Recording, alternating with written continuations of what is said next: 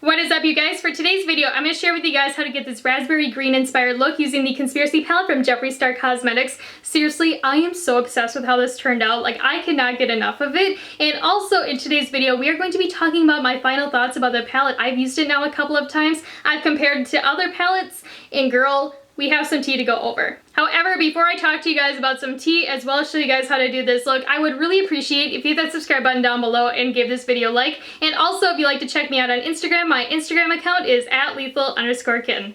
Whew, now we can get into the makeup look as well as the tea, because girl, you come for the makeup look, you stay for the tea. So before we jump into using the eyeshadow palette today, we are going to be priming these babies up using the Anastasia Beverly Hills Eye Primer.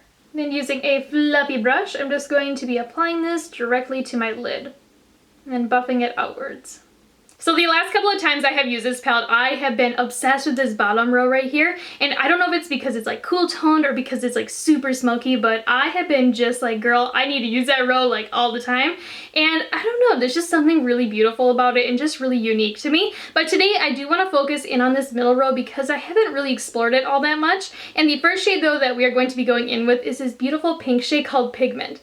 And then using the Sigma E40, I'm just going to be applying this directly into my crease and then blending it upwards towards my brow. This is going to be our transition shade today. Dang, that's actually really pigmented. I love that color though. I didn't know what I was expecting with this shade, but I wasn't really expecting it to be like this deep in color. I was expecting it to be a little bit lighter, but it's such a beautiful pink. Kind of reminds me of the Minecraft pigs. If you guys play Minecraft, like I love Minecraft, but like their pigs have like this like unique kind of like pinky shade to them, and this one definitely reminds me of that. Okay, but real talk though, is it me or did pigment oxidize on me? Because like in the pan it looks like this really light pretty pink, and then on me it's kind of like more of a reddish pink. I don't know how I feel about it. Like, I will say the pigmentation is amazing and it blends out spectacularly, but like I don't know how I feel about it oxidizing. Let me know if you had this experience too. However, the next shade that we are going to be going in with out of this palette is called Flaming Hot, which is the red in the palette. Oh yeah, like definitely getting up this close. This baby definitely oxidized on me. But now we are just going to be going in with Flaming Hot on this Sigma E38. And I'm just going to be applying it into my crease, as well as into my outer V. There's like no pigment to that shade. What? There was, like, nothing happened. Or is it me? Like, I don't see anything. And now for layer number 2, and I'm just gonna do the exact same thing because, girl, I want some definition with this look. I will say the more that I use this palette, that is one thing I have really noticed, is that some of the shadows aren't like really crazy pigmented. Like, they are very easy to blend out, but they just don't have like that normal Jeffree Star pigmentation. I will say, like, having a shadow that isn't like as crazy pigmented doesn't really bother me, because I feel like sometimes when they don't have as much pigment, they are a little bit easier to blend out and work with. But still, like, where's the shadow? I mean, I don't really see all that much of a difference. Like, I see like a little bit, but like, where? I just want to make sure I'm not like bugging out right now, but we're gonna like dip my finger into Pigment and then Flaming Hot and then swatch them right here. Oh yeah, those are very, very similar. Like, what? I was not expecting that. I haven't swatched this palette yet, but like, look at that. Like, there's barely any difference between the two. So in case you're nosy like me, this is what they look like up close, and the top one is Pigment and then the bottom one is Flaming Hot. But like, do you see what I mean? There's not like much of a difference between the two.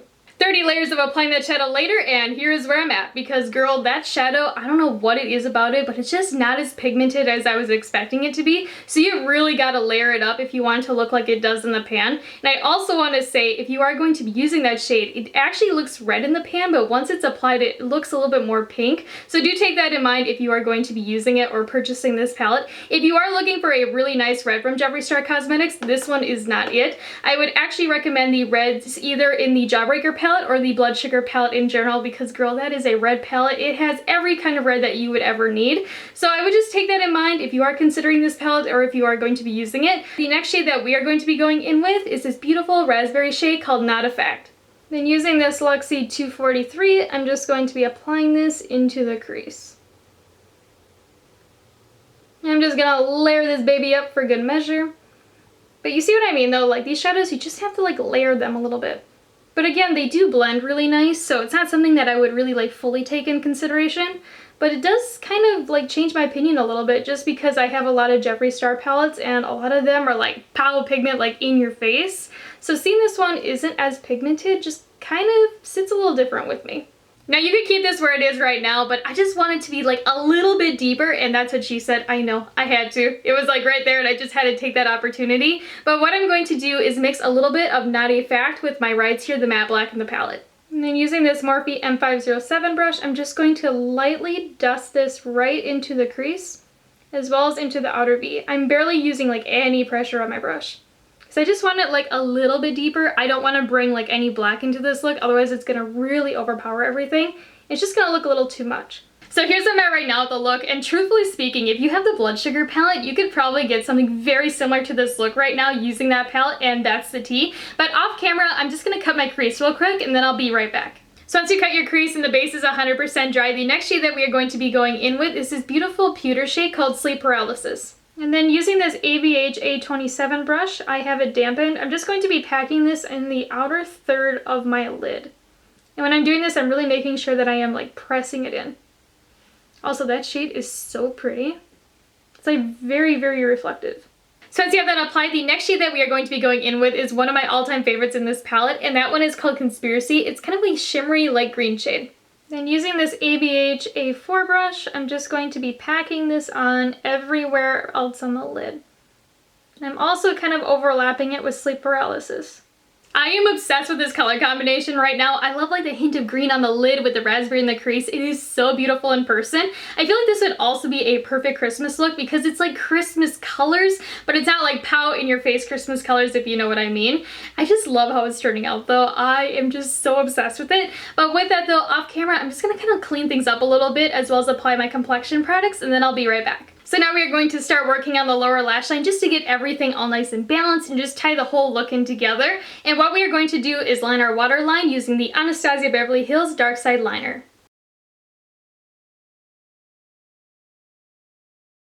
And then before that dries down, I'm just going to take a little bit of pigment, the shade that we used earlier, and I'm just taking that on a Luxie 231 small tapered blending brush, and I'm just smoking that downwards.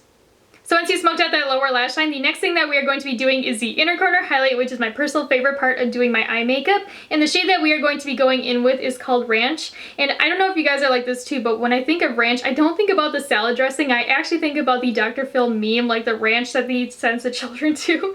I know that's so bad, but I'm so used to seeing it on TikTok. Now it's like ingrained in my head. And then using this Moda pencil brush, I'm going to be popping that in the inner corner, as well as bringing it underneath the inner tear duct area to open up the eye. Ooh, that's really pretty. Dang. I bet that would be a really gorgeous highlighter.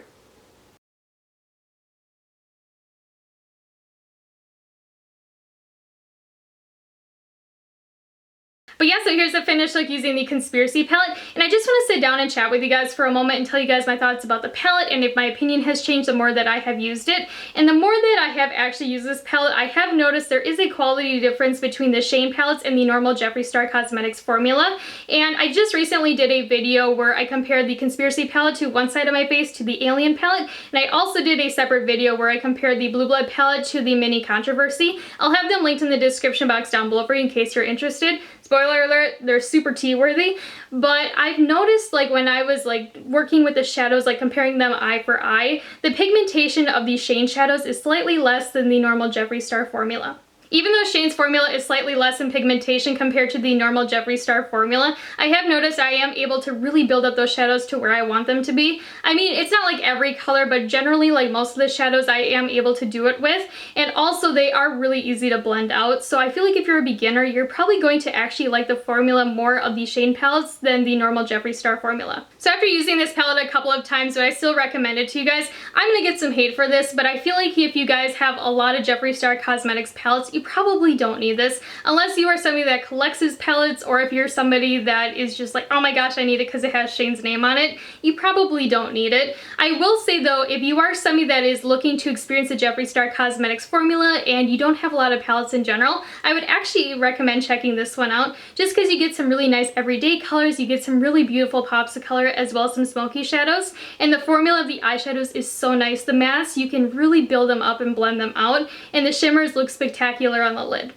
However, if you're looking to support Shane, or if you just want it because it's trendy, seriously, it is a really nice formulated eyeshadow palette. I just find for $60, it isn't unique enough in my opinion, especially compared to my other Jeffree Star palettes. I'm just gonna sit here and wait for the hate comments to roll in because I know a lot of people are not gonna agree with me on that.